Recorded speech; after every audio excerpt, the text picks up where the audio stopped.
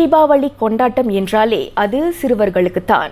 இந்நாளில் அவர்கள் புத்தாடை உடுத்தி மத்தாப்பு கொளுத்தி பெற்றோரின் அன்பு பரிசுகளை பெற்று எதையும் எதிர்பார்க்காத புன்னகையோடு தித்திக்கும் மழலை பேசி பசுமை மாறா குணத்தில் வண்ண உடை உடுத்திய சிட்டுக்களாய் வலம் வருவது குடும்பத்திற்கு தனி மகிழ்ச்சியை சேர்க்கும்.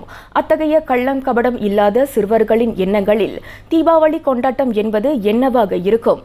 அது குறித்த தகவல்களுடன் பர்னாமா செய்திகள் நிருபர் ஹெலன் வின்சன். ஒவ்வொரு ஆண்டும் சிறுவர்கள் ஆர்வமாய் காத்திருக்கும் கொண்டாட்டங்களில் ஒன்று தீபாவளி. இக்கொண்டாட்டம் தங்களுக்கு இன்பமான பண்டிகையாக இருப்பதை காட்டிலும் ஆண்டுதோறும் தங்கள் தாயாருடன் பலகாரங்கள் செய்வது, பெரியவர்களிடம் ஆசீர்வாதம் வாங்குவது, குடும்பத்தோடு புத்தாடைகள் வாங்கச் செல்வது ஆகியவற்றுக்கு ஆர்வமாக காத்திருப்பதாக பத்துமலை தமிழ் பள்ளியின் பாலர் பள்ளி மாணவர்கள் பகிர்ந்து கொண்டனர். நாங்கள் வீட்டில் என்ன பண்ணோம், பலகாரம் சுட்டோம், முறுக்கு சுட்டோம்,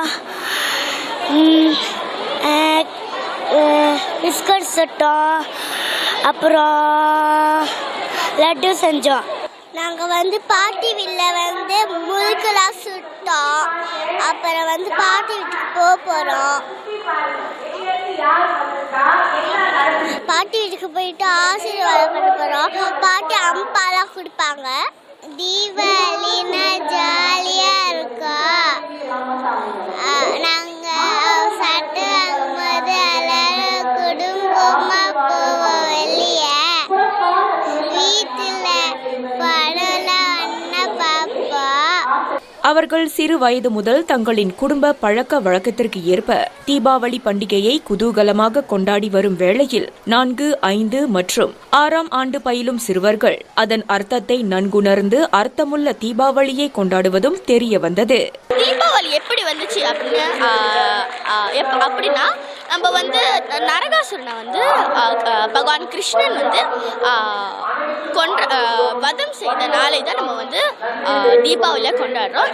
ராமர் ராவணனை வதம் செய்து சீதாவுடன் அயோத்திக்கு திரும்பும் போது அப்போ அவங்க மக்கள்லாம் அந்த செய்தி கேட்ட உடனே அவங்க ஒரு தீபத்தை ஏற்றி வைக்கிறாங்க. அதே தீபாவளியை கொண்டாடுறாங்க. ராமர் திரும்பி அயோத்திக்கு அதாவது அயோத்தியா நகரத்துக்கு வந்த நாளாகவும் அந்த நாளில் எல்லாரும் அவருக்கு வழி அனுப்புற, அவர் திரும்பி வீட்டுக்கு வர்றாருன்னு சொல்லி அவருக்காக விளக்கேற்றி வழியை ஒளிமயமாக்குனதுனால தான் இன்ன வரைக்கும் நம்ம விளக்கேற்றுறோன்னு ஒரு மரபு இருக்குது. தீபாவளி பண்டிகை எப்போதும் அனைவருக்கும் ஒரே மாதிரி அமைவதில்லை. சில சிறுவர்கள் அதை மாறுபட்ட கண்ணோட்டத்தில் காண்பதோடு மேலும் சிலருக்கு கடந்த கால அழகிய தருணங்களையும் நினைவூட்டுவதை காண முடிந்தது. எங்கள் அப்பாவோட கொண்டாடுனது, என் அப்பா கடைசியாக இறந்தது நான் ஒரு 9 வயசு இருக்கிறப்ப. அதுக்கு முன்னாடி 8 வயசு போடலாம். நாங்களாம் எங்கள் பாட்டி, எங்கள் அப்பாவோட அம்மா வீட்டில் தான் நாங்கள் முன்னெல்லாம் கொண்டாடுவோம். அவர் கொண்டாடினாருன்னா நாங்கள் வெளியே மற்றவங்களாம் வருவாங்க. இந்த மாதிரி பலகாரம் கொடுப்பாங்க, முறுக்கு அது இதுன்னு கொடுப்பாங்க. இது என் ஃபேமிலியிலே எப்போதுமே சரி ஒரு சின்ன ட்ரெடிஷன் மாதிரி. ஏன்னா தீபாவளின்றது எல்லாருமே சந்தோஷமாக இருக்க வேண்டிய நாள். எல்லாருக்கும் உள்ள இருள், மனதுக்குள்ளே இருக்கிற இருள்லாம் வெளியாகி வெளிச்சமாக சந்தோஷமாக இருக்கிற நாள் தான் தீபாவளி. தீபாவளி கருத்தே அதுதான். ஸோ அதனால என்னை சுற்றி உள்ளவங்க எல்லாருமே சந்தோஷமாக இருக்கணுன்றதுக்காக நிறைய பலகாரங்களை செஞ்சு மக்களுக்கு கொடுத்து அவங்களெல்லாம் சந்தோஷப்படுத்துறது எங்களோட ஒரு கலாச்சாரம்னு சொல்லலாம். இதனிடையே மாணவர்களின் இக்கொண்டாட்ட களிப்பை இரட்டிப்பாக்க பள்ளிகளிலும் மிகப்பெரிய அளவில் இந்நாள் கொண்டாடப்பட்டு வருகிறது. அந்த வகையில் ஸ்லாங்கூரில் உள்ள பத்துமலை தமிழ் பள்ளியில் இன்று முன்கூட்டியே தீபாவளி கொண்டாடப்பட்டதோடு 1000 மாணவர்களுக்கு தீபாவளி அன்பளிப்பு மட்டுமில்லாமல் முறுக்கு, உணவு பொட்டலங்களும் வழங்கப்பட்டன. இக்கொண்டாட்டத்தின் சிறப்பு அங்கமாக மாணவர்களின் படைப்புகள் அமைந்திருந்தன.